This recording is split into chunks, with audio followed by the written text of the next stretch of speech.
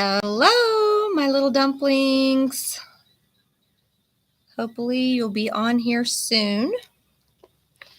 Have a picture book tonight, picked out by Blaine, I believe. So Blaine better be tuning in this evening. It's called My Daddy Snores. Does your daddy snore? Sometimes I snore.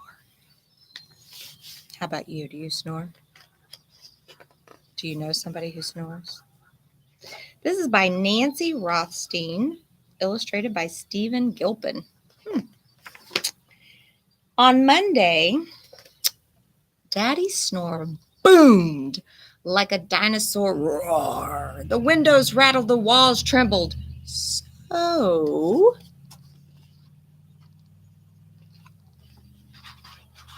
hi! Mommy played musical beds. She tried sleeping in my bed, but I hogged the blanket. She tried sleeping in Natalie's crib, but it broke.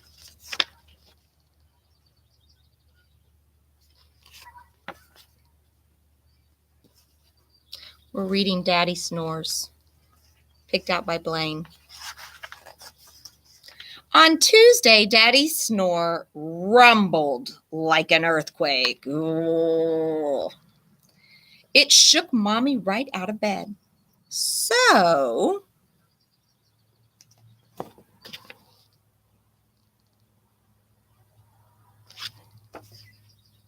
you, and me. She slept in the bathtub, but the faucet dripped water on her head all night long. Drip, drip, drip, drip.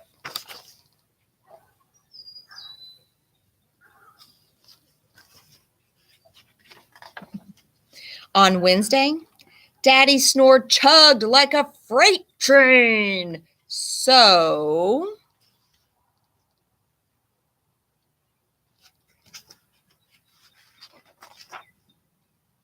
Mommy slept in Hammy's cage, but she was too squished and it smelled funny.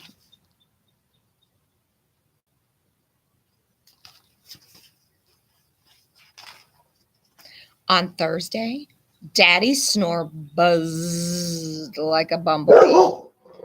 That's Dublin. So, Mommy slept in the doghouse. Dublin does not like that. But poor Rover didn't sleep a wink. He howled or barked instead, loudly.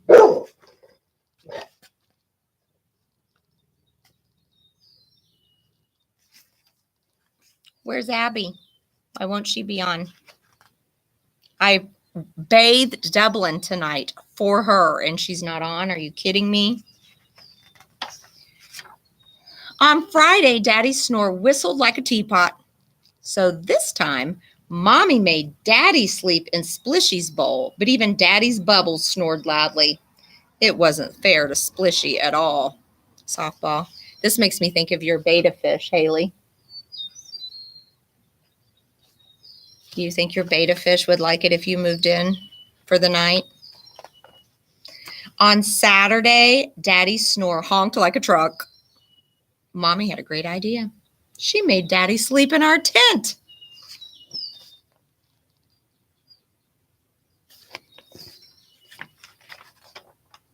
But he woke up all the birds. Then the birds woke us up. It was not a great idea after all.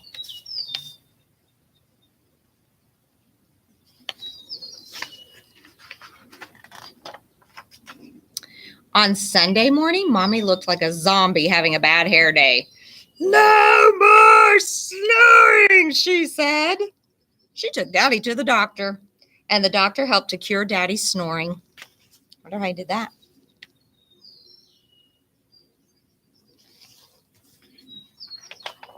Hey, Christian. On Sunday night, Daddy didn't snore. Our whole house was quiet. Mommy slept. I slept. Natalie slept. Rover and Splishy and Hammy slept until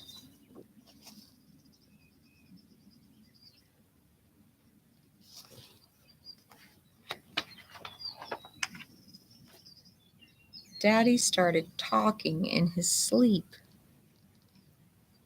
Thanks. I love more ice cream.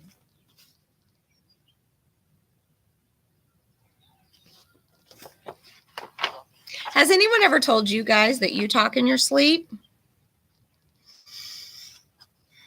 I've done some talking in my sleep. Mr. Weekley talks in his sleep sometimes, but it's just mumbo jumbo. I can't even hardly understand it. Haley, Haley, how could you be lonely? I'm here. Can't be lonely. Okay. So here's the deal. I came home tonight and cleaned up the room that Dublin sleeps in.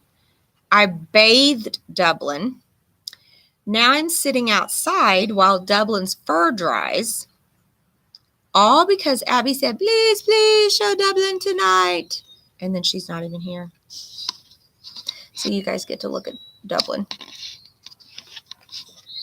Can you say hi? Can you say I'm a clean boy? Woof. Woof. Can you say I'm a clean boy? Are you a clean boy? Yes, you are. Yes, you are, clean boy. Where's that big bark? Huh? Where's that big bark? Uh-oh. No, not my books. Sorry, guys. He's going for the books. All right. Let's get to Seekers. Maybe. Okay. It's actually pretty nice out tonight. It's just that I have to put the laptop on my lap. I mean, I guess that's the whole purpose of a laptop, but it's a little uncomfortable. Christian is barking at you, Debbie. All right, so we started to start Seekers today, but there was some craziness going on in our room, so we didn't get to. So where were we? Oh, I had finished telling you about the smooth skin. Okay, so now we're going to read about Kalik. Kalik is the polar bear. Pernak followed the tracks of the white fire beast for a whole day, barely stopped to eat or drink. Kalik's paws ached, but she was determined to keep up, staying far enough back that he didn't notice her. The full moon was floating high in a cloudless sky by the time Pernak found a dip in the ground and curled up to sleep.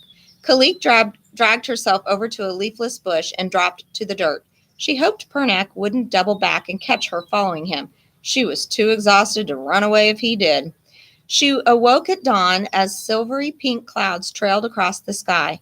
When she scrambled out from behind the bush, she realized with a stab of despair means worry and deep worry, that she couldn't see Pernak anymore. The hollow where he'd gone to sleep was empty. Kalik wondered if he had scented her and deliberately moved on early so he could lose her. There were no other bears in sight either, and panic gripped her as she spun around, searching the empty horizon. How would she find the place with food? The place where Takik might be going if she couldn't follow another bear. She padded over to the hollow where Pernak had been sleeping and sniffed around, searching for his scent. She caught a hint of it heading up the hill away from the sea. The hollow felt warm as if he hadn't been gone for long. Maybe she could still catch up. She raced up the hill, bracken crackling beneath her paws. I don't know what bracken is.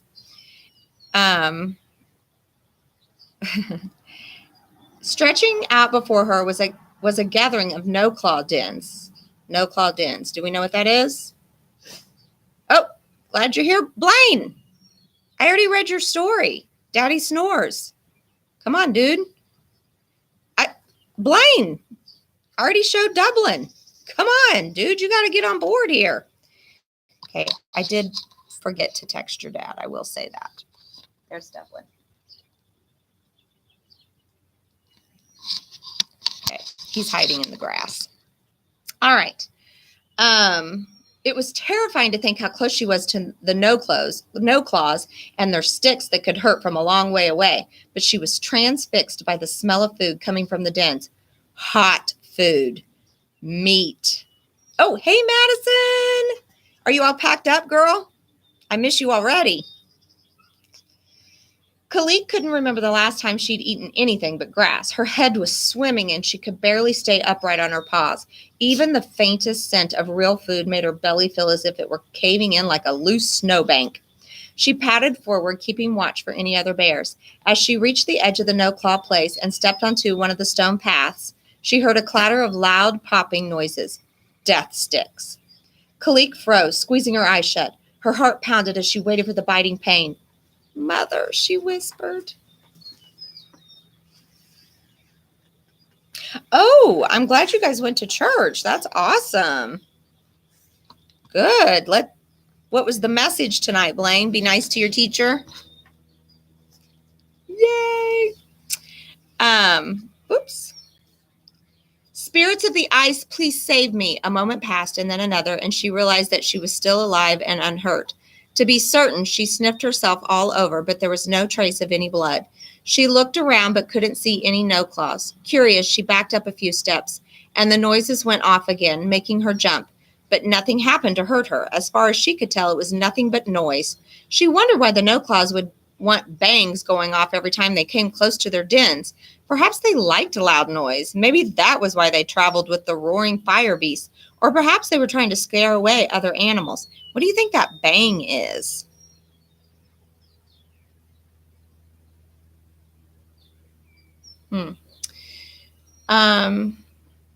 She looked around but couldn't see any no-claws. Curious, she backed up a few steps and the noises went off again, making her jump. Do you guys have any idea what these noises are? But nothing happened to hurt her. As far as she could tell, it was nothing but noise. She wondered why the oh, I just read this, didn't I? Sorry. Well, it's not going to work on me, she thought. She was too hungry to go back, no matter how loud the noise was. She padded along one of the stone paths, the unfamiliar surface scraping her paws. A clatter came from one of the dens, making her jump, and she scrambled over to the side of the path to hide under a bush. She watched as a no-claw emerged from the den and climbed inside the fire beast, crouched beside it. With a growl, the fire beast woke up, backed away from the den, turned, and sped off along the stone path.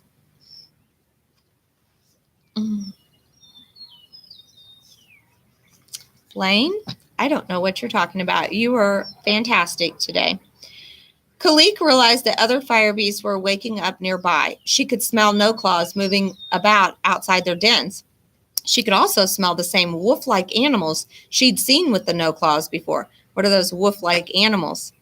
We read a whole article about where dogs came from, right? From wolves? Okay. And some of them were barking and howling as if they could smell her too. Kalik crept along in the shadow of the bushes beside the path until she found a smaller stone path that went off to the left. She followed this to a stone clearing behind a flat-faced den. A few fire beasts were squatting here, but they all seemed to be asleep. Next to the large den were 3 enormous containers, each twice her height, overflowing with rotting food and bits of discarded flat-faced things. Kalik squeezed between them and the wall of the den. There was just enough space for her, and it was dark and well hidden from sight. The smells from the containers were driving her mad with hunger, but her terror won out, and she crouched lower, hoping the smell would help to hide her scent from the fire beasts. Hey guys, do you love Dublin? I love him because he's so cute. Yes, he is cute. I forgot what I was going to ask now. Okay. Kalik dreamed of plump seals crunching between her teeth. Oh, I know what I was going to ask. If you were starving, do you think you would get into somebody else's trash and dig out their throwaway food? If you were starving?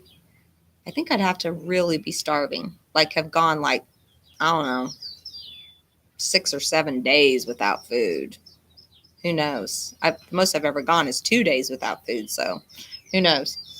Kalik dreamed of plump seals crunching between her teeth, chewy fat sliding down her throat. She reached for another mouthful, but the seal was sliding away across the ice, and when she reached out for it, her nose hit cold metal and she woke up. The air was full of the smell of food, hot, sizzling fat from somewhere close by. Kalik's head swam and her belly growled. She had to find that smell. Christian says yes. Madison says yes. Haley says no, never. If I had a knife and cut off all the bite marks. That's a good thing, Christian. And no, Blaine, I would not eat my dog. She squeezed out from behind the containers and tracked the scent, using her nose the way her mother had taught her. She followed it along the walls of the den, staying in the shadows. It was difficult because there were bright sun globes everywhere, many of them growing on the top of tall, leafless trees that lined the stone paths. When Kalik reached the den where the scent was coming from, she smelled something else, another bear. She hid behind a container like the others until she could see the approaching bear. It was a female, starving and thin with a mud-splattered pelt. Kalik watched her nose through the entrance of a den and wander inside. She must have been tracking the same scent. Quickly, Kalik followed. This was her prey.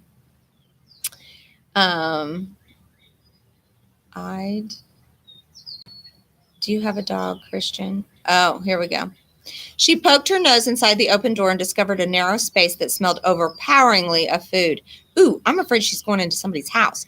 The she-bear was at the other end of the room, standing on her hind legs and roaring at a no-claw.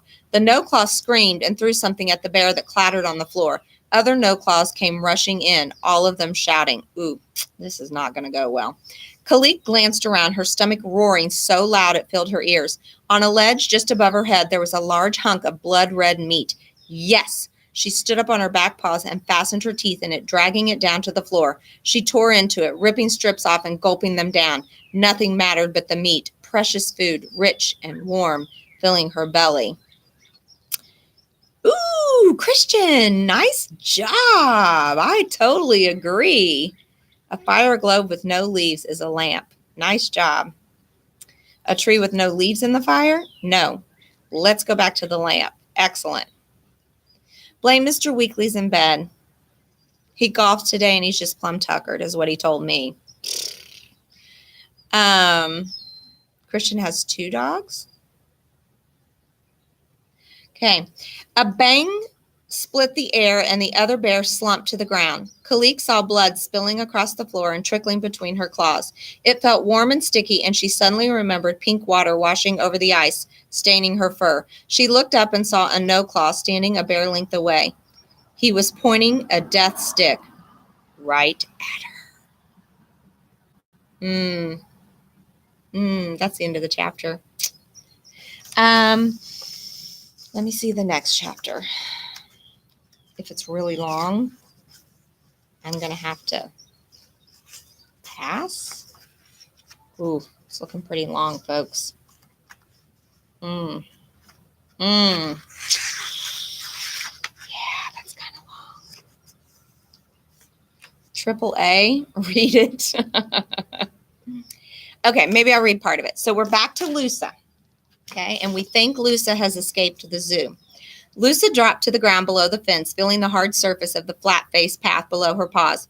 She sniffed the air for a moment, wondering which way to go. A low rumbling trembled through the ground, and she twitched her ears, trying to identify the noise. It got louder and louder, and suddenly a pair of enormous bright eyes blasted out of the darkness and roared past her, belching smoke and fumes. Lusa leaped backward and rolled into the fence, covering her muzzle with her paws. She lay there, quivering, wondering if the terrible beast was going to come back and eat her. As her heartbeat slowly returned to normal, she realized that it must have been a fire beast, a larger, louder version of the ones the feeders rode around in to visit the animals. Were the fire beasts everywhere in the wild? She didn't want to make any of them angry. She didn't want to see what they would do to her in a fight. I find it interesting. Christian wants a cliffhanger. I find it interesting that all of these bears think that the cars are alive. But what would you think? I mean, if you were an animal and you couldn't talk or knew what humans were doing, I'd probably think the same thing. She ran across the path to a patch of grass outside one of the flat-faced dens. The soft green tickle under her paws made her feel a little bit better. So she took a moment to stop and study her surroundings. Bright fire globes, boom, Christian, stood all along the flat-faced path, casting wide circles of light that drove the shadows into the corners. Okay, can I ask you something? Did those lights really drive shadows into the corners? If she stayed on the path, she'd surely be spotted by a flat-face. She wasn't afraid of them. She knew that flat-faces liked her and might give her food if she danced for them, but she worried that if the feeders found her, They would shoot her with the stick that made her sleep, and then they'd take her back to the bear bowl. It would be very difficult to escape the same way again. The feeders would be watching her too closely. She had to make it work this time. There was a side path that looked darker than the main one, so Lusa padded down it, staying close to the fences and keeping her paws on grass as much as possible. She made it past several dens when she heard flat-faced voices coming toward her. Lusa spun around. Next to her was a wooden fence about twice her height. She scrambled over it and dropped onto grass on the other side. The fence made a square like the walls of the den in the bear bowl.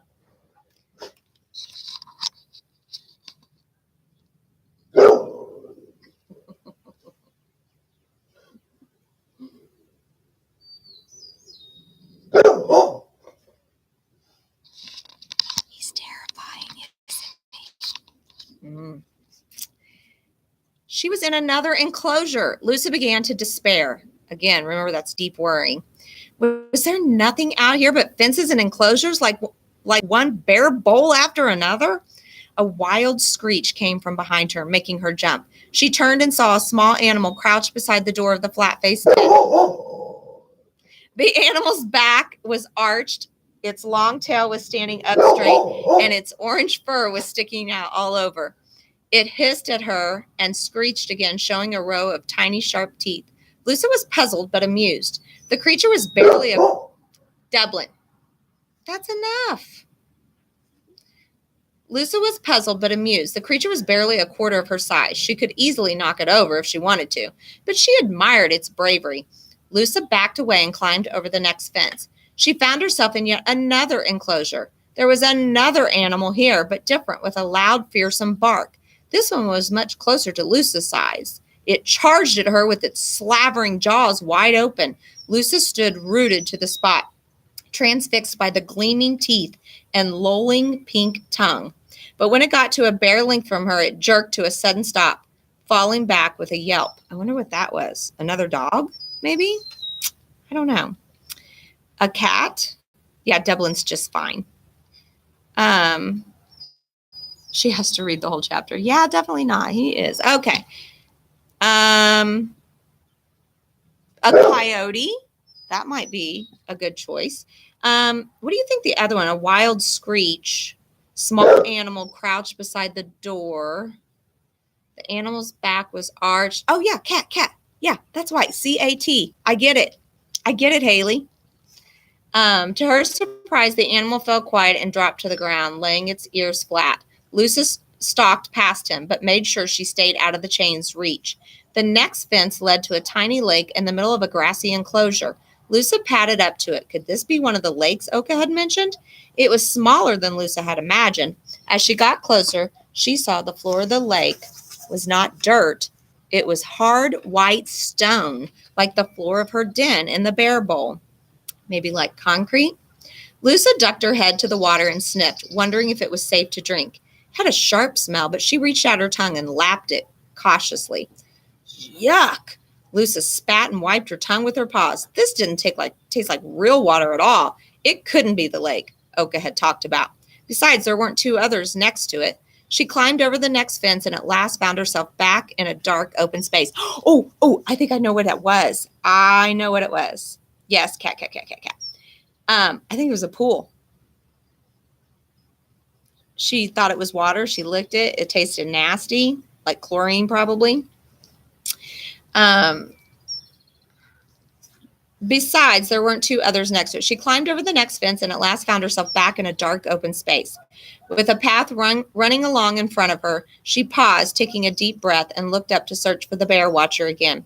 There, outlined against the orange sky, was a mountain. It looked like a bear's snout, just as Oka had described, and it was huge. It had to be at least 10 or 12 times the size of the boulders in the bear bowl. Surely she'd be able to get to it very quickly. It was so large it must be close by. The bear watcher's star was gleaming right over the mountain, as if it was waiting for her.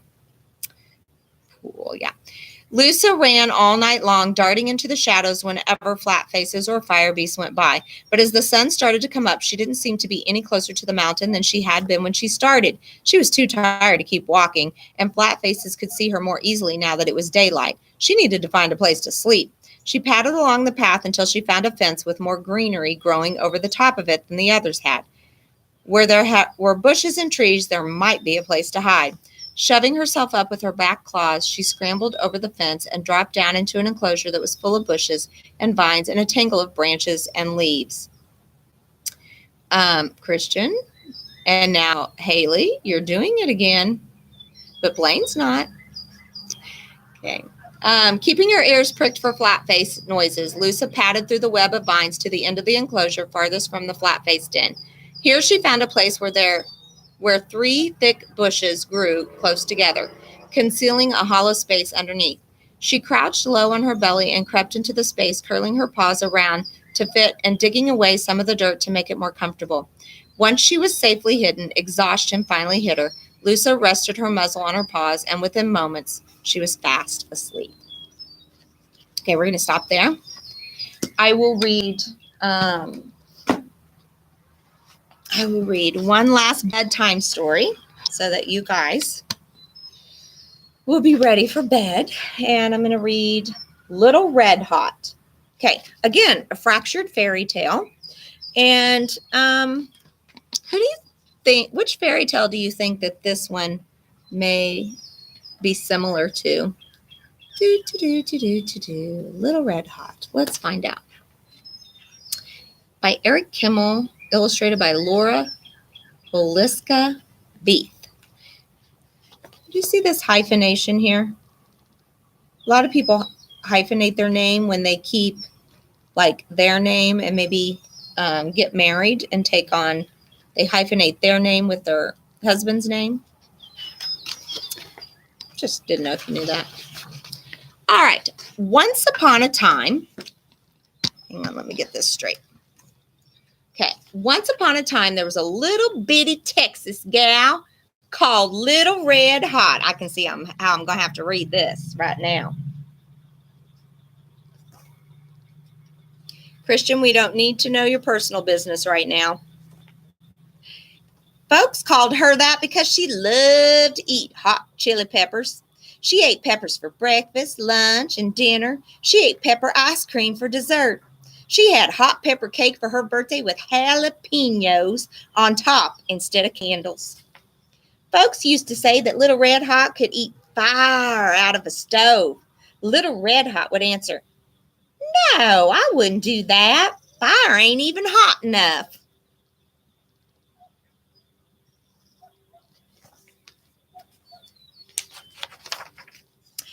One day, Little Red Hot Mama said to her, "Little Red Hot, I heard from Grandma today. She's feeling poorly. I think she has a cold. Could you drop by and look in on her? She feels so much better to see you." "I'll do that, Mama," Little Red Hot said. "I'll bake a hot pepper pie, Grandma's favorite. It'll knock those cold germs just right out of her."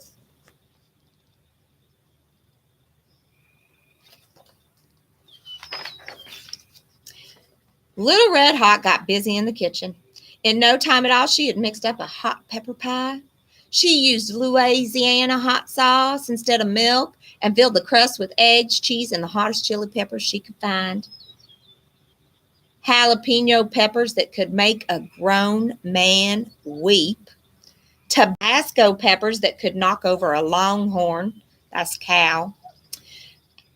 Habanero peppers that could take the paint off a wall. And I don't even know what this is actually. Naga Jolikias from India, one of the hottest peppers in the world. Warning. Each one came with a warning label. Little Red Hot put the pie in the oven to bake. She didn't have to turn the oven on. That pie was so hot, it baked itself.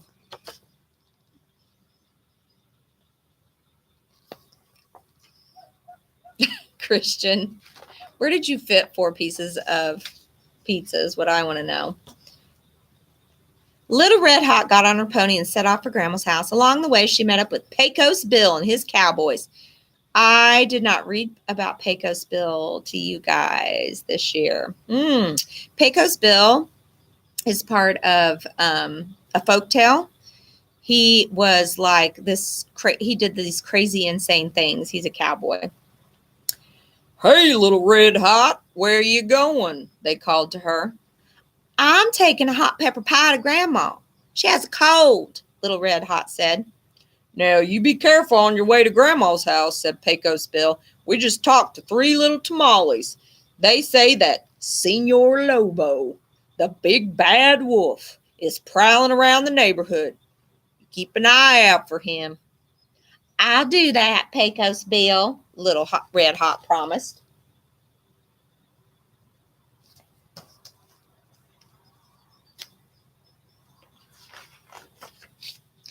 No sooner had Pecos Bill and the cowboys ridden out of sight when Little Red Hot saw a big gray animal loping toward her.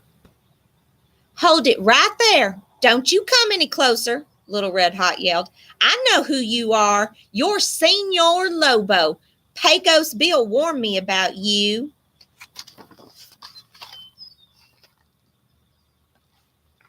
The big gray animal stopped running.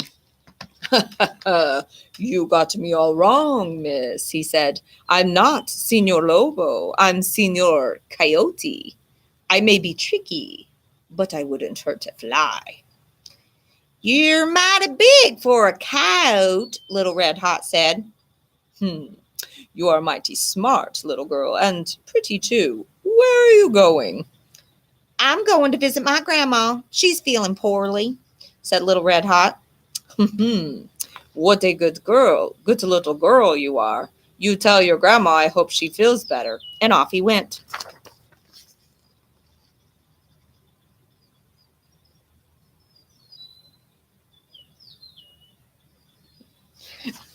Yes, Blaine, I will. Actually, I think at the end I'll show you some llamas. How about that? Of course, that big gray animal wasn't Senor Coyote at all. I knew it. It was Senor Lobo. And Little Red Hot had no business talking to him. But it was too late to do anything about that now. Even worse, Senor Lobo knew a shortcut that took him straight to Grandma's house. He stepped up to the front door and knocked.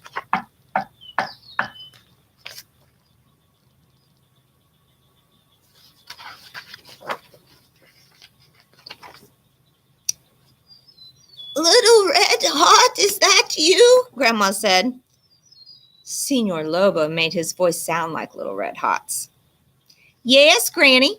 I heard you were sick. I hope you're feeling better.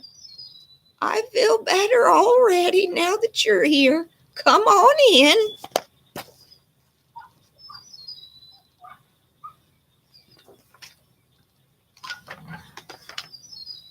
Senor Lobo did just that. Grandma let out a yelp when she saw him. Grandma was sick, but she wasn't slow, you know what I mean? She jumped out the window and she ran. He's not barking at you, Dublin.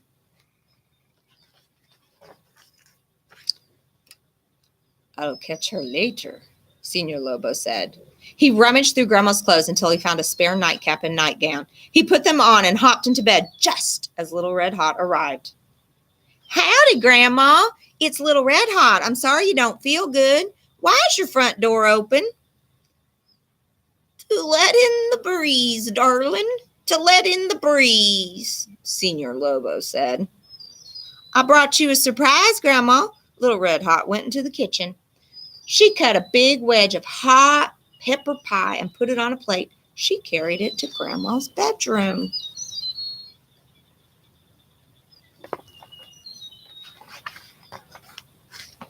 Senor Lobo lay on the bed with the covers pulled up to his nose. Little Red Hot looked at him real hard. Grandma, what big eyes you got. The better to see you with, darling, Senor Lobo said. Whoops. Grandma, what big ears you got. The better to hear you with, darling, Senor Lobo said.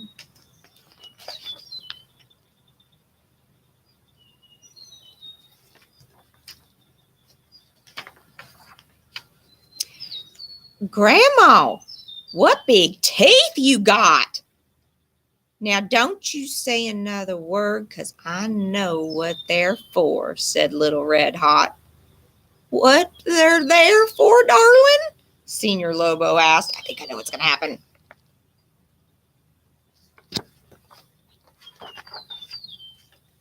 They're for eating this hot pepper pie I made just for you. Little Red Hot shoved the wedge of pie into Senior Lobo's mouth.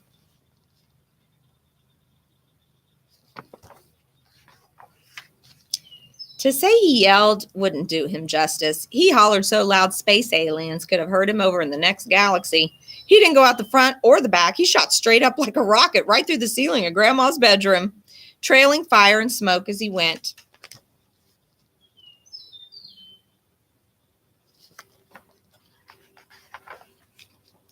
That's when Pecos Bill and the Cowboys arrived.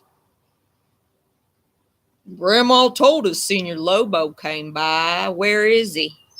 Little Red Hot pointed up at the hole in the ceiling. He went that way. I don't suppose he'll be back. Would y'all like to stay for supper? I got hot pepper pie for everyone. No thanks, Little Red Hot, Pecos Bill and the Cowboy said. We're brave, all right, but we're not that brave.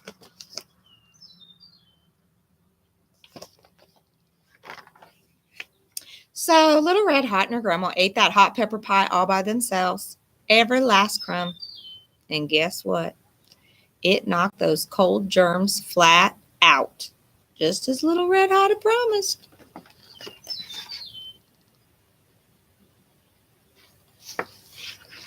I think, me too, I think 15. I don't play that much. What are you guys talking about? Are you talking about Fortnite at story time? For real? I don't know what I'm going to do with the two of you. Haley, Madison, should we kick them off of story time? Maybe. Madison, are you still here?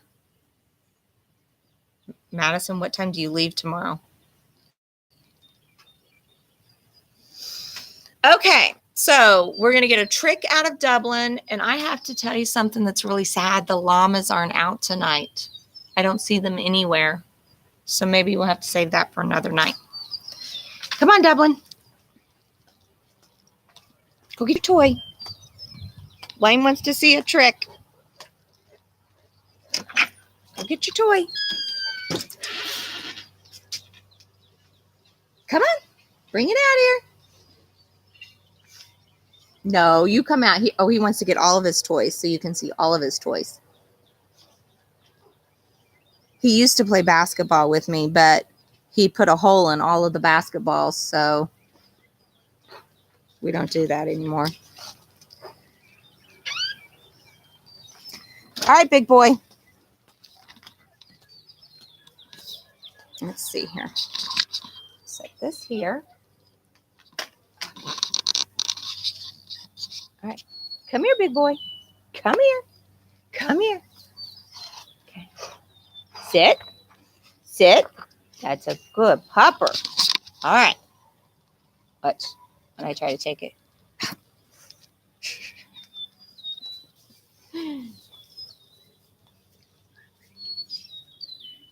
Oh, this is as far as I can go, Dublin.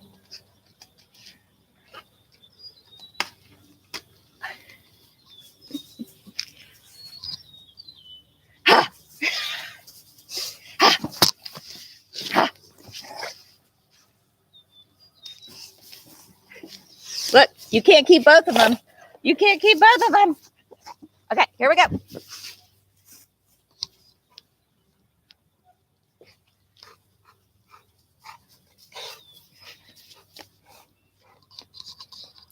All right. That's it for you guys. We all need to go to bed. That means me, you, Dublin. Okay. All right. Thanks for reading with me tonight. You guys get a good night's sleep, and I will see you tomorrow. Bye-bye.